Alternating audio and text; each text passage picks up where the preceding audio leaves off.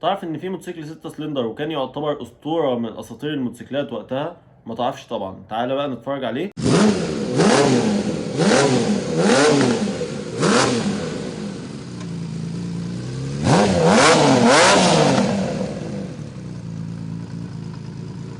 السلام عليكم، معاكم نتون، والنهارده بكلمكم عن اسطوره الموتوسيكلات الهوندا السي بي اكس 1000. تعالوا بقى نعرف تفاصيل شويه عن الموتوسيكل ده. اول حاجه، الموتوسيكل ده اتصنع موديل السبعينات او اتصنع 1978. الموتوسيكل ده نزل 6 سلندر انلاين، طبعا بيطلع حوالي 105 حصان.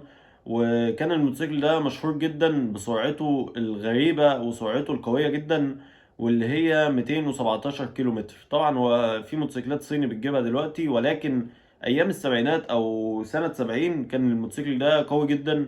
وكمان حتة الستة سلندر والف سي سي والموضوع ده، فكان الموضوع غريب بالنسبة لهم.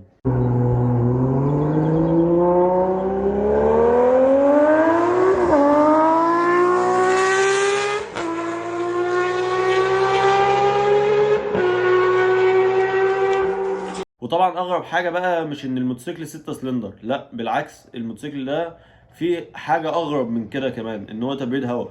يعني انت لو بتتكلم في موتوسيكل 150 او 200 سي سي من اللي بينزلوا في الشارع العاديين دول، الموتوسيكل اصلا بيولع وهو داير، فانت ازاي بتتكلم في 6 سلندر و1000 سي سي؟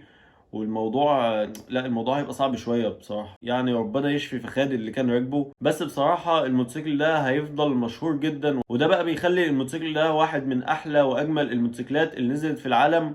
وبصراحه بقى ليها عشاق كتير، ومن ضمنهم انا بصراحه. يعني الموتوسيكل تحفه يا جماعه. بس بصراحه بقى الموتوسيكل ده كده مش بيفكرك بحاجه، يعني التصميم او الشكل بتاع الموتوسيكل ده تحسه كده نازل في موتوسيكل صيني. لو تعرفوا اكتب لي كومنت، ولو عجبك الفيديو طبعا ما تنساش اللايك والفولو. لو عايزني اتكلم عن اي حاجه في الموتوسيكلات تقدر تكتب لي كومنت، وباذن الله هرد عليك بفيديو.